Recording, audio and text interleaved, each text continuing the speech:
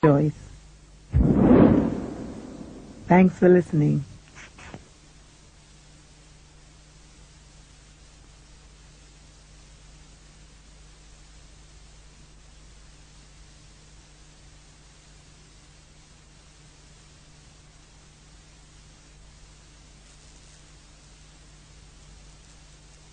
These are the questions you and I have to ask. How did we get this mine? OPEC production limits, helping to drive down the price of oil from $20.50 a barrel in the opening days of 1990 to a mere $13.60 a barrel by summer. You have to understand the difference. We didn't come over on the Nita, the Pinta, and the whatchamacallit. We didn't land on Plymouth Rock. Plymouth Rock landed on us. Landed right on top of us. Where's the outcry? Why? You can get all the film and the footage of all the carnage in Los Angeles, but you can show me no footage of any damage in Iraq. And all you show me is some surgical strike. Now, 1 year later, it comes out that these so-called surgical strikes were mixed in.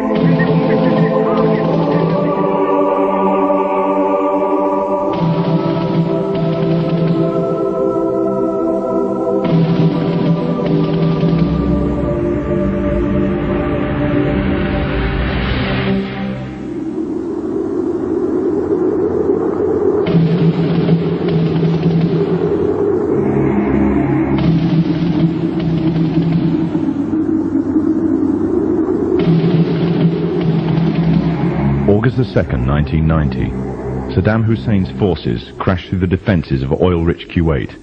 In fear of an Iraqi invasion into Saudi Arabia, the United States and her coalition allies poured into the Arabian Peninsula to form a deterrent that would be known as Desert Shield. The result was a series of diplomatic talks, negotiations and counter-negotiations that rapidly declined into a no-hope situation. On August the 17th, 1991, Desert Shield became Desert Storm. Center of this city. Just one comment. Clearly I've never been there, but it feels like we're in the center of hell. There continue to be these flashes of light often. Whoa! Holy cow.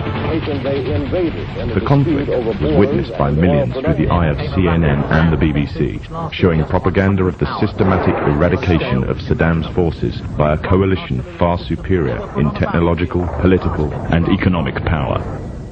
However, what was little known was that from the outset the war was engineered, controlled and manipulated by an elite group. A group which had created the illusion of a man with power, at the head of a million-strong army, on the verge of going nuclear. A man who had gained control over 1/5 of the world's oil overnight. However, in reality, he was merely a pawn, in amongst many pawns. Just a puppet in a grand master plan, with the Gulf War as a well-orchestrated stepping stone. The orchestrators of the war were by no means strangers to controlling major world events. In fact, they have done so for centuries. From the shadows, they have engineered every major war, revolution and recession. They control everything you read, everything you hear, and everything you see. They have managed to indoctrinate an entire populace to their way of thinking, and have infiltrated key positions in places of authority. And it is from the shadows that they have created a new political order, a new economic order, and more sinister, a new religious order. Their ultimate aim is total global domination, and they will stop at nothing to reach their goal. The goal that was outlined in a speech given by former President of the United States, George Bush. What is at stake is more than one small country. It is a big idea, a new world order.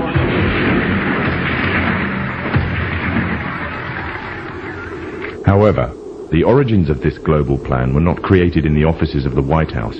In reality, their roots lay in another war. This time, the year is 1095, and the place, Clermont, France. 11th century Europe was ruled by the Church, which held a firm grip on the hearts and minds of the people.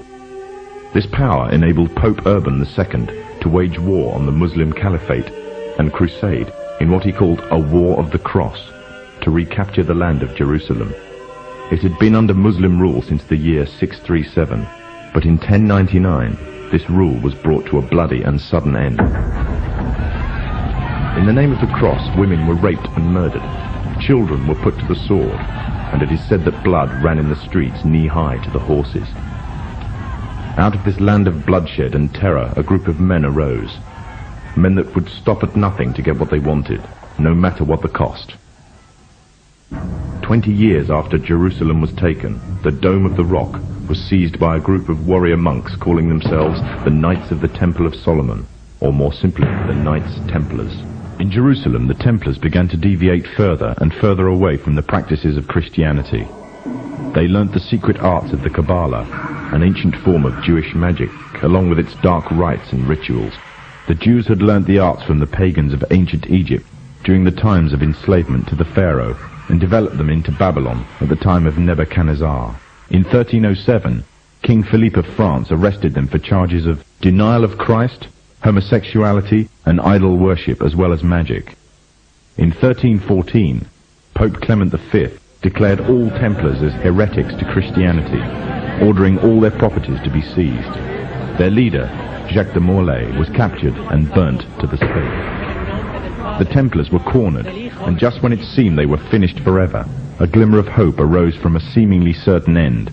They were to find a safe haven as well as an ally. But not in France. In fact, in a country in a desperate struggle for independence against the English. The country of Scotland.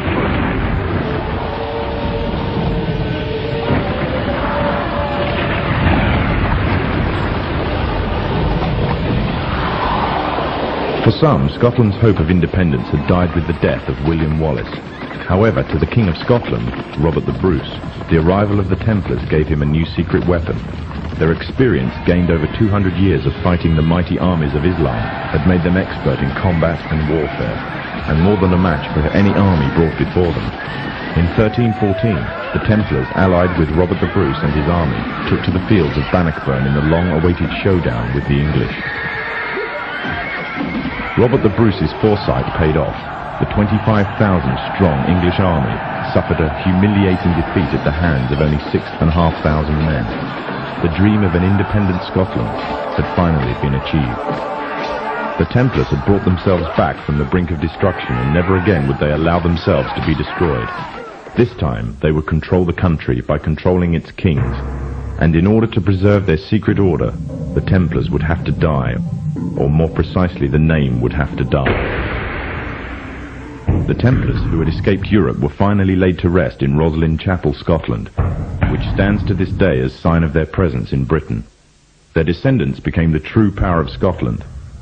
In 1603, the death of Queen Elizabeth I left England without an heir to the throne. By virtue of descent, King James V of Scotland became King of England. In doing so, Scotland and England joined to form a new kingdom, and the power that the Templars held over Scotland spread to give them a firm grip on the whole of Great Britain. For over 100 years, the Templars concealed their activities, fading into the background until they were little known and little remembered. However, they did not cease to keep a firm grip on Britain. All the time they were planning, regrouping, and infiltrating positions of power in all corners of the kingdom. In 1717, the Templars made their reappearance in Europe. They had grown in both number and strength, and were now ready to coin a new identity, free from their reputation of the past, and given credibility by none other than the monarchy and aristocracy of England. And the name they chose for themselves was a name that will be known by many, but understood by a few. This new name, the Freemasons.